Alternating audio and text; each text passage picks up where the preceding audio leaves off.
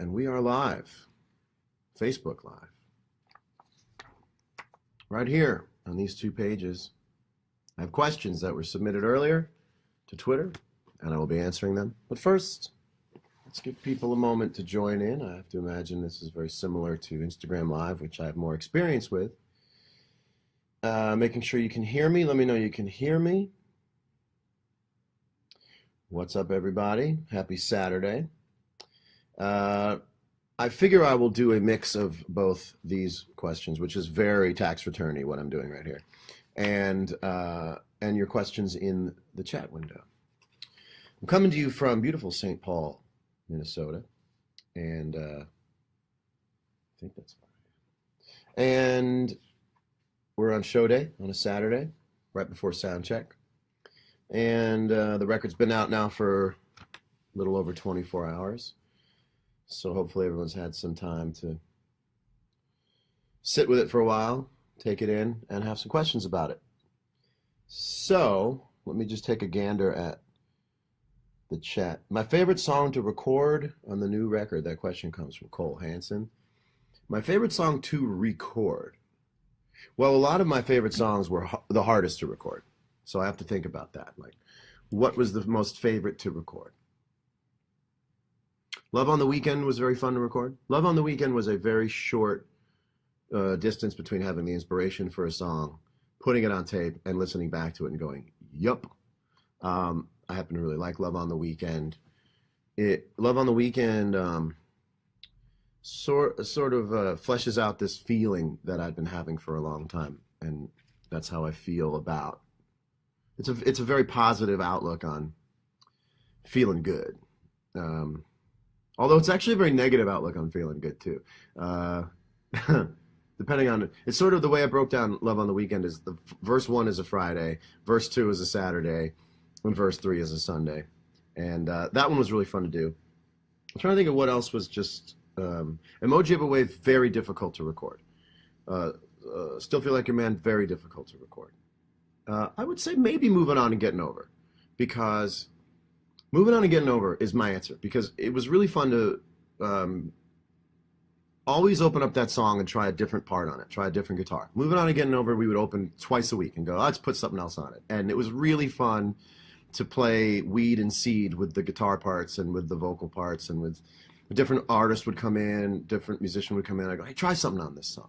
And so that was actually really fun, because I always knew we had it. It was just a matter of how to make it more and more interesting. So that was fun. That song, a lot of mistakes stuck to that song. It became very cool. Let's go to the piece of paper. By the way, before I get into the question and answer, I want to say thank you guys for sharing so much love and appreciation for the music. I definitely appreciate it more than I've ever appreciated it. And it's more fun than it's ever been. So thank you.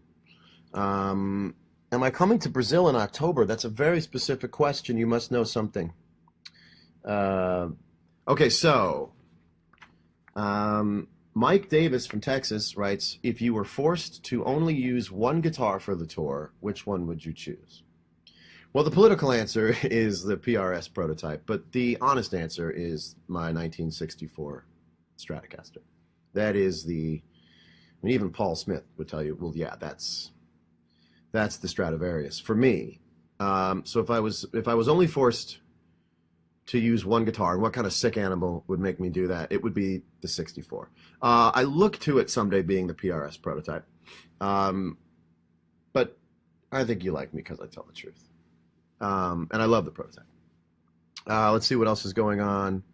New PRS Stratocaster style guitar, give us the lowdown. It's in my hands on stage, road testing it. There's no other way to test the guitar out than to play it on stage, and I think it's kind of cool to invite everyone in to watch the track test. Right on. Can I come to Hawaii for vacay and do a couple shows? I don't vacation very often, nor do I vacation very well. Vacation for me is traveling a long distance to sit in a warm climate and do the very same thing I would do at home. And where are all my do nothing on vacation people? Where are all my do nothing on vacation people? The kind of people who say, you have a good time ziplining, I will still be here by the pool when you return. Where are my do nothing on vacation people? Let's take another look at the questions here. Lisa Mella Burridge writes, did you draw the portraits of yourself and the girl for the Search for Everything? No. I wish I had that kind of talent. That is the lovely Zoe Milk, who I met via her work on Instagram. And this is what I love about Instagram, is that it exposes you to art. You know, Twitter exposes you to ideas, and Instagram exposes you to art. And I'm not quite sure how I started following her, but I was like, oh, that's the person to do the album art. And she's more famous for doing paintings. But I liked the sketch. You know, my friend Joe wrote me this morning and said, I get why the album cover is so simple. It's because it allows the music to make its own color palette. And I was like, bingo. The idea is let the music be colorful. And the cover is certainly provocative, and I love what she's done. And it's also supposed to rattle just a little bit, because it's just supposed to leave, like I've said before, I don't want to be a boring singer-songwriter. And I'm not saying that any other singer-songwriter is boring, but I'm saying that the idiom of being a singer-songwriter is fairly conventional, and I'm trying to be just a little more spacey. Let's see what's going on in there, in this little... a lot of kind words. Thank you very much. What's the best distortion pedal for soloing over a clean loop? Well, there's so many of them. You know, there's so many of them. And I don't know what kind of music you play, but I would have a couple different levels of clean boost, dirty boost, and then crushing boost, which is kind of what I do on stage. David Flint from Chile writes, I really need to know, did Walt Grace make it to Japan? And I like you not knowing, although I did say the other night in a moment of excitement on stage that he totally makes it, and heroes don't die. Heroes don't die.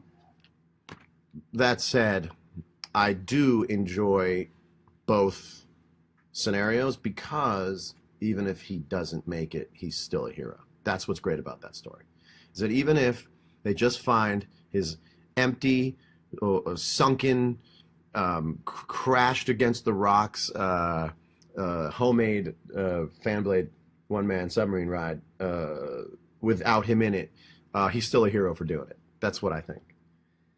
One song from yours that you don't want to play ever again, Ferdi Kusuma. That's a good question. I don't think I want to play Assassin. I don't think I want to play Assassin again. It's something about it. Don't hold me to that, because I might do it at some point. It reminds me personally of a time when I was looking at things with a sensibility that was, like, the battle study sensibility was a little dark for me. Like, relatively dark for me. I'm not a very dark person, as it's probably well known, but that's a little too intense, a predatory thing. I don't dig the predatory vibe, but I like the music. But hey, you never know. That's a really good question. I enjoy that question. Let's see what else. Sadira Carvalho from Brazil. I hope I'm pronouncing that right, as they say. What is the most difficult part of the album's post-production? The most difficult part of the album's post-production, and that's a fine in the no question, is probably the mix. So when you're making a record, you have thousands of notes in your head. Not musical notes, but sort of intellectual notes about what you want the music to sound like and what the music's going to sound like when you finally mix it. I mean, thousands and thousands of tiny little cues in your head. Well, that guitar is going to be here and that's going to go there. And in certain cases, after it's mixed, you realize that your intentions for the song were bigger than any song could be, and that you have to settle for the fact that this is a very good version of what you had in mind, and no one else is going to understand what you had in mind. There are certain songs that are just the expectation for them is just beyond what could be recorded or what could fit in a mix. And you have to listen to the mix and go, this is everything that can fit on a song. And I have to do away with my concept of what I thought it would be, for the simple fact that it's going to be great and everyone else is, it's going to connect with everyone else. But when you had a record open for 2.5 years, there were moments I went, okay, I have to give all these ideas up to the reality that this is what the song is going to sound like. And I think if I had stayed making the record for another month, I would have gone crazy, because the record, the songs would have lived way too long in my belly. John, I noticed you talked much less than in past concert when we saw you in Columbus. My previous show, I talked a lot, joked around. Why the change? I really loved going out with Dead and Company and not looking at the microphone as something that you speak into all that much. That the microphone is there to sing into. I mean, I never saw a microphone I didn't love, but ultimately, you get to play more songs. The other thing too was, I promise you, if you ever got on stage in front of a bunch of people and they were there to hear your music, and you started talking into the microphone to tell a story, what you thought was 1 minute of a story was 6 minutes of a story. And 6 minutes of a story could also be another song. So I'm trying to jam as much music as I can in the 2 hours and 15 minutes. That I don't think there's anything I have to say, and get this, everybody, I don't think there's anything I have to say that's more interesting than what I've already written on this record. So I'm trying to make room for the music. Would I ever consider inviting another musician up on stage while on the tour? Totally. I've had Shawn Mendes and my friend Dave Chappelle, who I staunchly defend as a musician. He is a whole conduit for music. Like I said on stage, we've jammed till 4 or 5 in the morning, and he doesn't sing or play an instrument, but he jams. It's crazy. Happy birthday to your 9-year-old daughter, Kim. A lot of love from Brazil. Do you know that Sao Paulo, Brazil, given my Instagram insights, is the #1 highest concentration of followers of mine in any city in the world? So big love to Sao Paulo. #2 is New York. Let's go back to some questions here. Carrie Paxson from Massachusetts asks, I'm wondering how many takes it took to get the dancing scenes from the Still Feel Like Your Man video. I imagine lots of cracking up with the pandas. Very little cracking up, because the serious thing about the Still Feel Like Your Man video was that I was fulfilling this fantasy that I wanted to dance. Like, I want to take dance lessons. Like, I always thought it'd be really interesting if I was a secret awesome dancer. I don't think it's going to happen because I'm very I'm very lanky, is what I want to say. And so I can't really be graceful. I'm sort of a crane. Although a crane is graceful, but you don't see a crane hip-hop dancing. But I took it very seriously. So I had 2 days of rehearsal, you know, like sweatpants, B-roll doing rehearsal, you know, in the mirror. And when it came time to shoot the video, I was just too intent on getting the dance right. And I probably only got it right like twice per chorus. So, and there's probably a reason you don't see the whole dance all at once, because it's probably pretty inconsistent on my part. But I wasn't cracking up because I was like, I really gave myself a task of be as professional a pop star on this video as you could possibly be. And I was very disciplined. Like, I put myself to bed at like 11 o'clock at night. And I was like, I got a video shoot tomorrow. I enjoyed the work ethic of making that video. So yeah. Much love and respect to you, Kyle Brady. You've gone through very harsh public experiences. I'm very happy to have you back artistically. Your music is so real. Is it hard to be vulnerable? Asks Whitney Porter. It was hard to be vulnerable because the matter inside of me had yet to sort of figure itself out. So me being vulnerable unleashed a lot of random stuff. it's really fine being vulnerable now because I know who I am. And so I have no problem telling the truth because the truth is who I am. And I wouldn't mistake my telling the truth now with being bold or irreverent in the past. So it's really fun to speak the truth. Then you can watch people try and make it two-dimensional and reduce it and try to turn it into a different shape, and you still look at it and go, whatever, So I don't have a problem being vulnerable. It's kind of my job as a musician. And if you know where you stand, then vulnerability is not scary. Vulnerability is scary if you're not sure where you stand because you're not sure what the next, you make bold statements, but you're not sure if they're you. I haven't made a bold statement in a long time that wasn't exactly who I am. So bring on the vulnerability. Also, I just wouldn't say anything that would make me wish I didn't reveal something about myself. Maybe in the very beginning. I hadn't done press in a long time when I did the New York Times interview, and that's a hell of a practice run, but I understand it now again, like what to offer and what not to offer. And look, if you're telling the truth and you tell too much, that's not the worst thing in the world. That's not the worst thing in the world. I don't have a problem with that. You seem pretty comfortable right now, despite having to play in front of thousands in a little bit. How have your nerves evolved? How do you feel before a large performance? Vincent Reed. That's a very good question. How have my nerves evolved? Well, I'm really happy to be playing with this band. So I love hearing the band. Dead and Company taught me how to stand on stage for 4 hours with a break in the middle.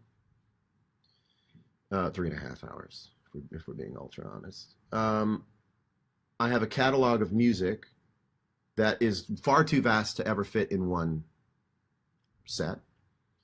I have an audience now that is there for only the reason of loving the music and getting into it.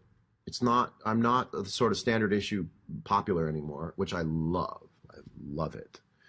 Standard issue popular made me uncomfortable, and now everyone who's in the room is there because they love this music top to bottom. And that takes a lot of nerves away. And also, I think I'm just older and I understand that I'm not there to win anybody, to prove anything to anybody. And it really is, I've been taking the easier vibe up on stage with me. And I'm not looking to knock people out. See, when you're younger and you want to make a name for yourself, you're there for knockouts. Like you're there for KOs. And that's nerve-wracking because you won't ever really know if you did. But for me, again, with love to the Grateful Dead community, I was instructed how to interact with a crowd and interact with your own music in a way that's so much more easygoing than the concept of must destroy. We're done with that, and it's really good in your 20s and your early 30s, destroy, but I'm not here to destroy anymore, and I'm here to have a great time. And I feel like that vibe is being communicated to the crowd because I look out at the crowd and I'm like, I love you guys. Like, it's not really, it's not as so much like coming up through the floor and smoke coming out. It's more like walking on a stage and being like, let's make music. Any chance of another live DVD? Well, I don't know if it's going to be a DVD, but we'll definitely be archiving this band. Definitely be shooting this. I would guess like we'd be firing on all cylinders by middle of the summer, and we'll probably shoot a couple shows, but we should definitely document this for sure. Definitely for sure. Let me go to another question here. Shadul Dabain from India writes, I would love to know what books do you read? Given your lyrics are so on point all the time, any favorite reads? Well, this is where I admit, semi-proudly, I don't know, that I don't read books. I read articles, short stories, I listen to conversation. I love hearing a smart person talk. And I feel like in certain ways, those are like licks to me. They're like guitar licks almost. But the only reason I don't read is because I fall asleep. Where am I fall asleep while you read readers out there? Fall asleep readers represent. I can't take information with eye scanning. when I do this, I will see a word and then think about that word. And as I'm reading, I'll realize I'm missing these next 4 lines. And I go, I got to go back. And I go back. And I'm reading and I go, I just missed it again. And before I'm 3 pages into that, I'm dead asleep. Fall asleep, readers. Marcus Simonini. Sorry, I was scanning. Christopher Lloyd. Christopher Lloyd is on, ladies and gentlemen. The search does never end. Christopher Lloyd, are you do you fall asleep when you read? I cannot stay awake, and I can read. I'm actually a very good reader. I can read very quickly. I can read very articulately. I can't input information through a book. But I have read a couple in my life, and I like them very much. I can't read fiction. I don't know why, but I can definitely read like a good old like anything having to do with heists and plans, bank robberies, anything like that. I don't know why I like it so much. It always starts out with like, well, what, like 21 was sort of like that? Was that, oh, what was the movie? The book was called 21? The book was called, what was the book called? That book was rocking. That book was rocking. Will I ever make another recording of In Your Atmosphere? Yes, I have plans to record some stuff just to put it down on a record that I haven't ever really put down before. So I'd like to document it. I'd like to document it. Hey, here's the thing that always tripped me out about Christopher Lloyd. So Back to the Future comes out 1985. Like, I'm a young dude. I'm like 7, 8 years old. But Christopher Lloyd was playing an older dude. So to me, Christopher Lloyd has lived to be 120 because when I was younger, he was already playing older because of Back to the Future. But he wasn't that old. But he was always older in my mind. So Christopher Lloyd has been frozen in time for the last 30 years. Something I'm sure he has heard before. John, we loved you in Columbus. Seeing you was on my bucket list, and you did not disappoint. Thank you, Rachel. I think it's amazing that I'm on people's bucket lists because for a very long time, it was easy to go see me. You would just like go check it out. You go, oh, John's coming through. And I guess by being off the radar for a little while, people caught on to the music who had yet to see a show. And so it's very cool that I'm on a bucket list for you. And I'm glad you got to cross it off. That's very cool. Let's see what else is going on here. How many people? Oh, 9.6 thousand people. All right. What measures are you taking while on tour for caring for your vocal cords? Asks Crystal Bailey. Well, I rest my voice. I don't go out after shows. I look at this very seriously now. I look at vocal cords as an instrument, except an instrument you can't get another one of. I put myself to bed, which makes me love another day. The more you put yourself to bed, the more you're showing respect to the next day. I know that sounds corny, but the more you place yourself to rest, the more you are showing respect to the next day. And that's what I do. I cut coffee.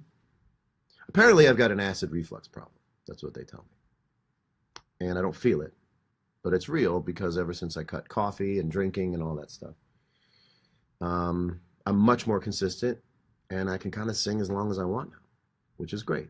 And at a certain age, certainly not with coffee, but at a certain age, music, you have to stop celebrating after every show. Nobody celebrates after every job that they have. You don't celebrate at the end of every job. You don't go like, I just mowed the fuck out of that lawn.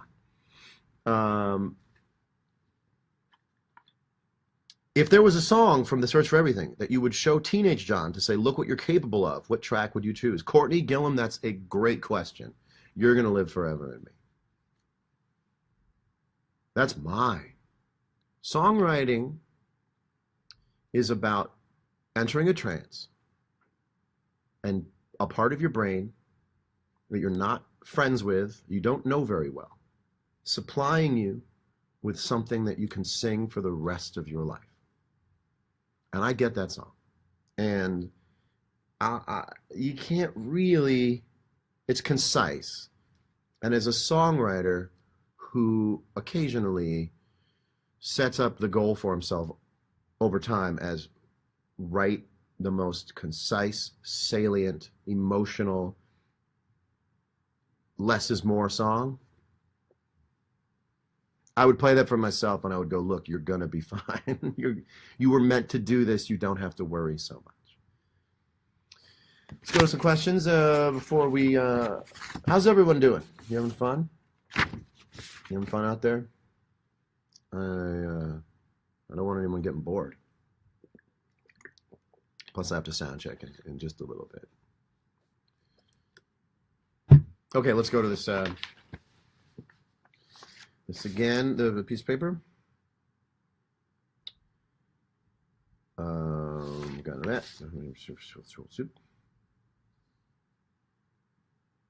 If you had the chance to travel back in time and talk to your 19-year-old self, what piece of advice would you give to him? That's from Matthew Burns from Tennessee. I'd leave him alone. I'd leave him alone. It's true. He wasn't going to listen to anyone else. And he'd probably have more questions for me than I had anything to say to him. And it'd be about my hair or something. Like, how'd you get it straight? How'd you finally get it straight? And it'd be like, you got to blow dry it. That's it for the pieces of paper. Let's spend a couple full-time RVer. I myself an RVer. We'll see you in Colorado. I own a lot of vintage Strats. Every guitar is different, so it doesn't matter. You could find a great new one and a bad 60s guitar. You just have to find the right one. And I've bought a bunch of guitars, and best one in the bunch is that 64. Let's see. The search for everything. I've learned there is currently no mascara on the market waterproof enough. That's funny. You want to go on Shark Tank and sell a mascara that's strong enough for the search for everything? How come you wrote this album? Was it due to everyone else, or did you just feel like it? Well, I'm compelled to write another record at the end of it. Every time I'm done with a record, I'm compelled to write another one. So now that this record's out, I now have like a open hard drive. Like I've got like gigs of information that have now come back to me, and so I don't do a very good job of not making music when the slate is clear. So I always make it because I'm always making it because that's what I'm able to do, and it's just it's the contract with the gift, man. It's like if you get given a gift, your contract is that you use it. When will I admit my bromance with Ryan Adams? I love Ryan Adams, and he is a hugely, hugely underrated. And when I say underrated, I mean by people of a new generation who have no idea how much they would love his music. And I'm thinking about going around the world with a bunch of lamp cord and tying people up and making them be like, you have to listen to this record. It's a weird way to tell people you're going to play music for them, but I was just thinking of some scene from 24 I saw one time. I'm not going to shoot anybody in the leg, but I would like them to listen to Ryan Adams more. Can't wait to see you either, Emily. I can't wait to see a lot of you guys. Anyone who can't wait to see me, I can't wait to. Let's see what else. Hello, Denmark. Excited to get out to you. Do I ever watch Where the Light Is? I do not. But I have understood over the last few years that people have like nights with it. Like people spend a Saturday night. I've seen a lot of cool pictures of people with a glass of wine and me on the TV watching Where the Light Is. And I think that had a lot to do with this tour, with this configuration, because I knew that it meant a lot to people. Ask me a tough one. Come on. I know of Neil Finn and love him. Do I ever think I will make a song more beautiful than Edge of Desire? I think I might have. Edge of Desire is a good vulnerable one from Battle Stems. That's a good one. Don't say a word, just come over and lie here with me is a thought that has recurred many times in my life. Like, okay, words don't work. So What if you never speak it? What if we never speak again? Which is a beautiful way of sort of expressing desperation. Like, well, you just don't have, we don't have to talk. Big shout out to Fairfield, Connecticut. If you're a guitar player or a musician, like Jonathan Boreski, and you're in Fairfield, Connecticut, anything's possible. Anything's, you can find music in Fairfield, Connecticut. I love that I'm a Dead and Company too.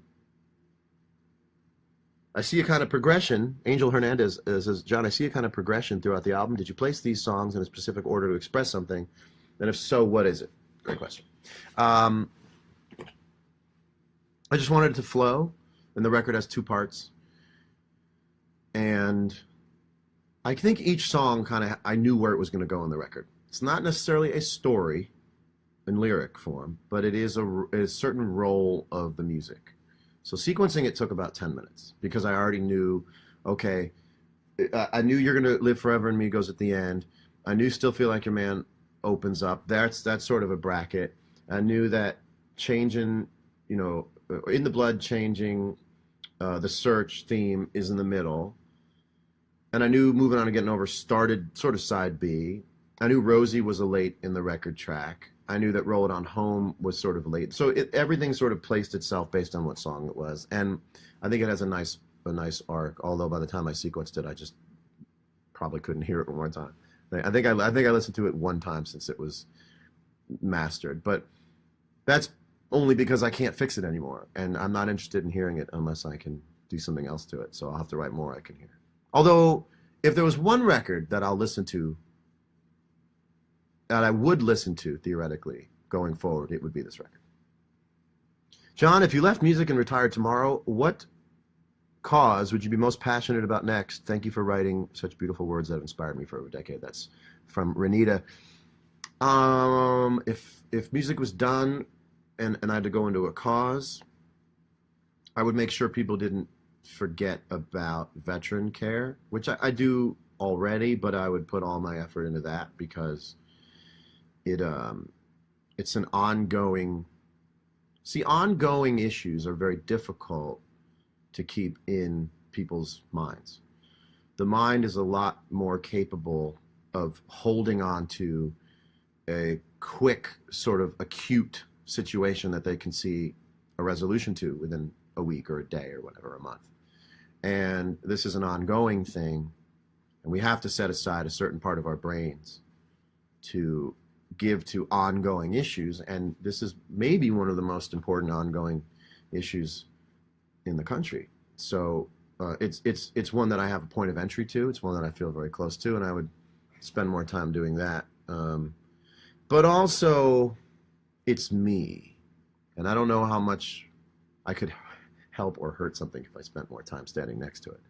I do a lot of stuff where I don't stand next to it, probably not because of selflessness. Well, maybe it's a certain kind of selflessness where you're like, I don't want people who have opinions about me to stop this greater cause from getting a boost or having benefit. But yeah. All right, let's take a few more questions. And then, because we're over 30 minutes, let's take a few more questions. And then, what is your best piece of advice for aspiring musicians and guitar players? Asks Anthony. You know, I don't know if anybody needs any advice. Keep passing through these borders of what you don't know and learn it, and keep practicing, and don't get distracted and become a crazy person, and do it as many hours a day as you can, because music is, you know, on a classicist sort of level, music is one of those things where you have to put hundreds and thousands of hours in to get. I mean, to bend a guitar string in a certain way that sounds like a human voice takes years and years and years and years and years, and that takes hours and hours and hours. So, but the thing about giving advice to musicians is, if you are, I would think most cases, if you're meant to be a musician, you won't take anybody's advice. Like positive, or like, you'll just follow your own creed follow your own mission statement. I design cryptic art that's etched into guitars. Would love to do one for you. All right, Jason Parsons. I'll take a look at that. Cryptic art. Do you know what it means if it's cryptic? Is it cryptic to everyone else? Do you have a meaning? Or is it cryptic even to yourself? Because maybe all art is cryptic. You know, people told me, I think Walt Grace is about you. And I went, I did not know that. But I believe they're right. What's been your favorite, most spiritual, amazing musical experience you've had, whether in the writing process or playing with other artists, where you felt it doesn't get any better than this?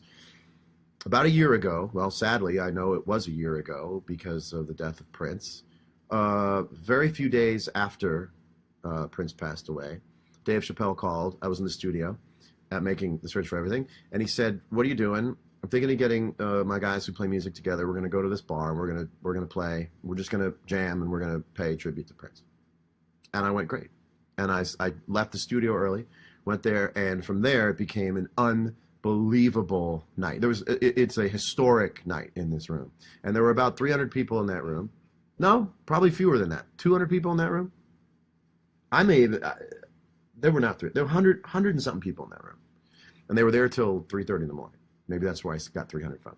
It was like 150 people there till 3:30 in the morning. And the music was unbelievable. Stevie Wonder was there. Nas was there. It was just unbelievable. I stayed up on stage the whole night. At one point, Stevie was standing on the floor, and I was on the stage with the band, and he was just shouting out songs and keys. And I got to tell you, it was divine, the way that everyone just knew these songs. We didn't know we knew them through and through, but I guess that's a testament to both how memorable his music is and also how powerful his spirit is in terms of Prince, that everybody, it was like a musical. We could have rehearsed that for weeks. If you watched it, you'd say, how many weeks did they rehearse this? And it all came together in one night, which was beautiful. Have I ever played Human Nature live again after Michael Jackson tribute? I did not, but thank you. The thing about the Michael Jackson tribute was that I forgot to put my in-ears in because I was coming from the seats. And I remember as I started playing, I went, oh no, I can't really totally hear myself. And then I went, you don't have to, just go, just let it go. And that was me not playing for any, maybe that was one of the first experiences of me playing music that wasn't for me. And since then I've had a lot of experiences now that are meant to take someone else somewhere, primarily. Okay, well, if anybody has ever gone on a live broadcast, you'll know how hard it is to sign off. I'm going to take 2 more questions. And then any other search for everything questions? Anybody burning to know anything about the search for everything? The making of it, the songs, or the lyrics? Was it hard to play with the trio? It's only hard in that you've got to cover a lot of bases. You've got to play first base and second base at the same time. John, do you see a difference between the sorry man, born and raised Paradise Valley, and the man behind the search? Yeah, sure.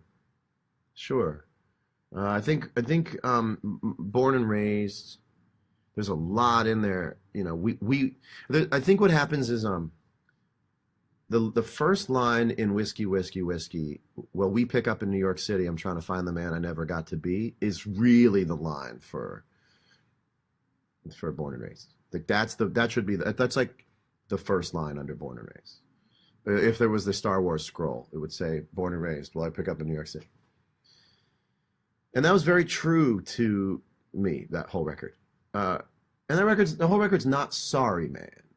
Like, If I Ever Get Around to Living is this really beautiful, freaky thing. And something like Olivia is light. I don't think I'll ever make a record that's completely without light. Love on the Weekend on this record, you know, there's a she there. They're together. That's something that's living and real. I think that's what the record needed, because there's a fair amount of sort of ghostliness to this one guy in this record who's accessing memories and accessing feelings. But, you know, so that's Born and Raised. Paradise Valley is a different record. It's more of like, I've got a record to make, why wouldn't I make it? It's not necessarily meant to push the overall narrative forward. But then again, It's got Dear Marie, which I love. It's got Waiting on the Day, which I love. It's got Badge and Gun, which I love. But it's understandably not commercial. And then this record is, uh, it's exactly what a record would be or should be for me at this point in my life. It's not sorry. It's knows I know who I am. I know where I stand. It took almost 40 years to get there. That seems right to me. And it's like my first record as an adult. Maybe it's my first adult record. I feel like it's the first record made only to investigate what I can do and investigate how I feel about stuff. It is a very tuned in record. Um, Favorite part about the search for everything? Why should you go out and buy it? Hey, I'm not your Friday night party guy, but I'm your Sunday morning breakfast guy. And it's a fine Sunday morning breakfast soundtrack. Why should you get it? You'll find something in there. It's like $9. For $9, I'll tell you this, it's well worth $9, $10, $11, $12. I can easily tell you that. Will I do a duets album? Very good question. I would do a record where I wasn't singing and someone else was. I would like to do a record where I'm producing and it's me playing, and almost like the way a EDM guy would have different people sing. I would want to play and have other people sing because I'm very limited as a singer in that my range is not great, and also I'm me. I would love to write for certain people and hear them sing ideas I wrote. That'd be cool. All right, everybody. It's really nice talking to you. And am I promoting the record? Maybe. But I'm also giving a little insight without the filtration device of journalism. It is what it is. May everybody get their clicks. May everybody get their coin. That's cool, but it's nice to talk directly to you. And one thing about Bob Weir everyone should know. A sweetheart. Just a sweetheart. Sweetheart. You already know the rest, but he's a sweetheart. How'd you get the balls to just go after your dreams like you have? No other choice. No other choice. I didn't. Let me tell you this. I'll end off with this. What looks like balls is sometimes just pure, unadulterated fear. And if you're meant to do something, your legs will take you. While your brain and your arms and your head are going, I don't want to, but your legs will take you.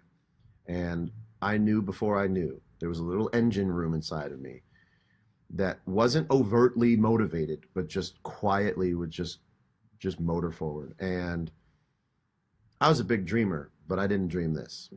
And what a great story that I have now. The details, I would swap certain things out, but the story itself, the arc of the story, I couldn't be happier. This makes perfect sense for me. This is what would have happened. If you met me when I was 14, you could have said, here, let me tell you what's going to happen with this kid. So I'm very much on track. And I thank you guys for following me along. And I hope you love the record. And I hope you come out to the shows. I send you all my love. I really mean that. And I will see you later. Bonus question. Sending peace, love back your way as well. Okay. Bye, guys. Have a great rest of the weekend. It's a Saturday. I'm going to sound check.